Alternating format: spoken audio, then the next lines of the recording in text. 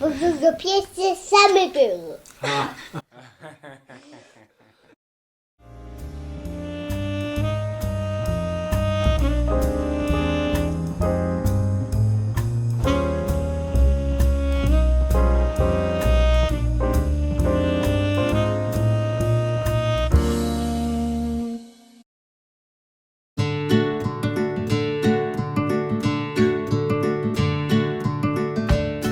Vamos lá, Bruninho, vamos no outro artista agora. Oh, notre artiste.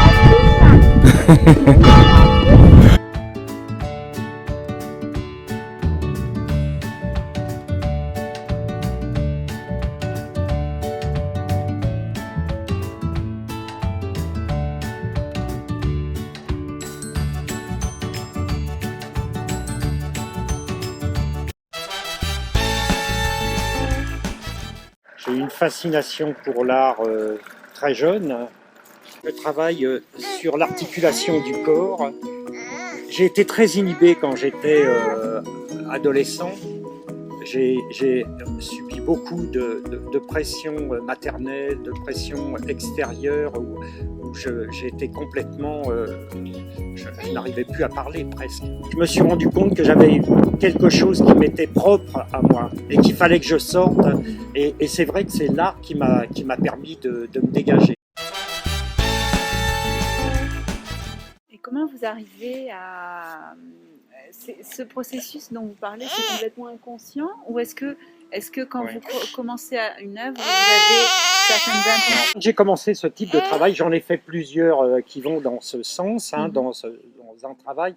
Je sentais en moi un moment où il fallait que je me coupe du monde pour réaliser mon œuvre. Mais je ne savais pas comment procéder. J'avais une vague idée de dessin, puisqu'en peinture j'ai fait quelque chose d'à peu près similaire. Et je me suis dit, il faut que j'arrive à trouver le matériau dans lequel je vais le réaliser. Et j'ai mis à peu près, je crois, plus d'une année pour trouver le matériau.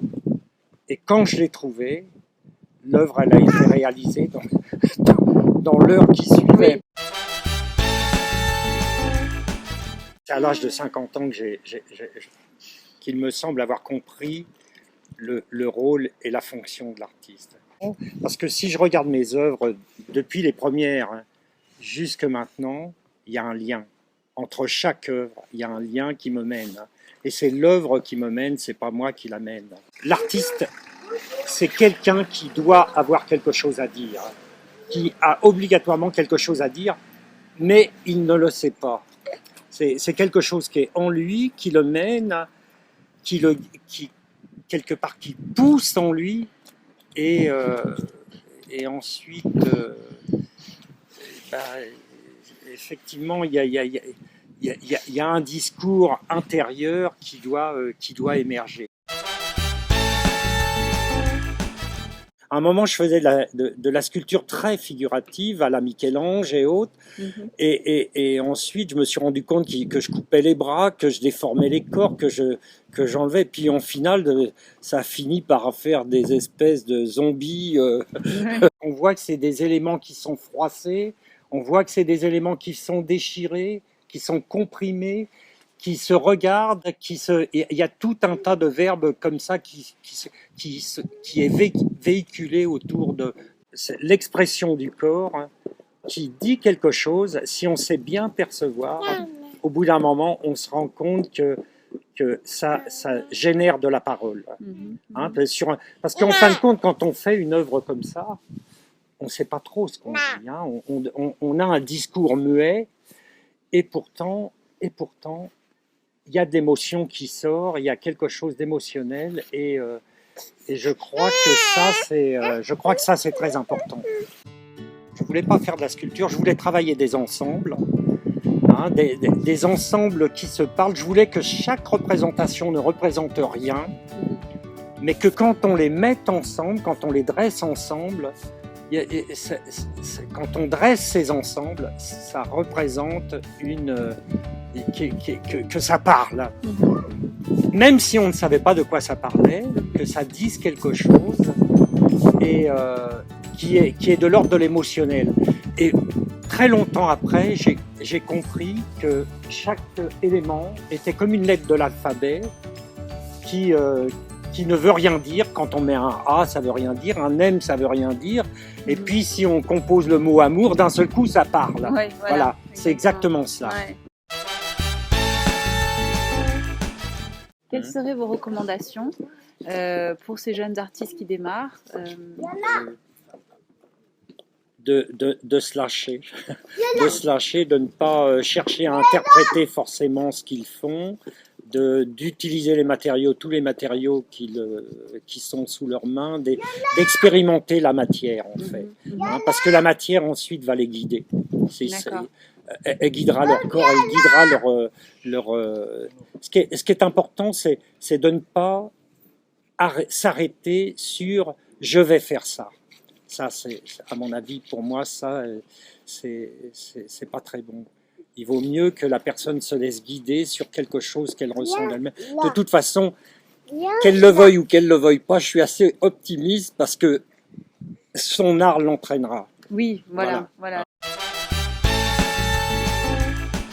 Je vous trouve très osé et à la fois, je trouve ça très sympathique. Sans déconner.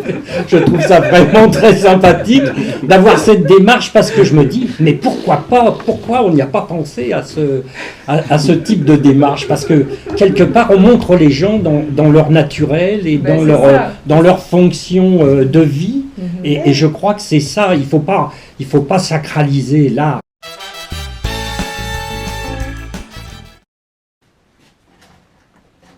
J'espère que je ne vais pas mettre fou là dans l'atelier. Hein.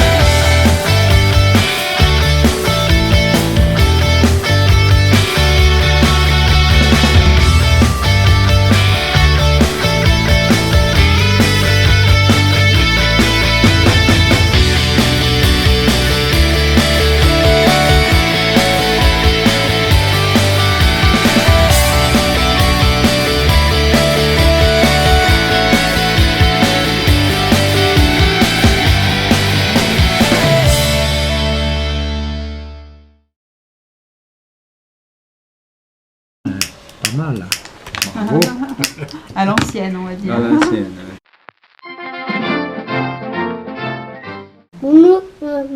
Comment il s'appelle? Qui? Comment je m'appelle? Jean-Pierre.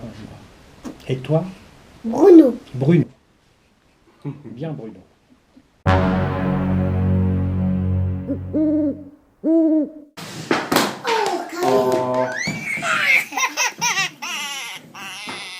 Welcome to my house, my really big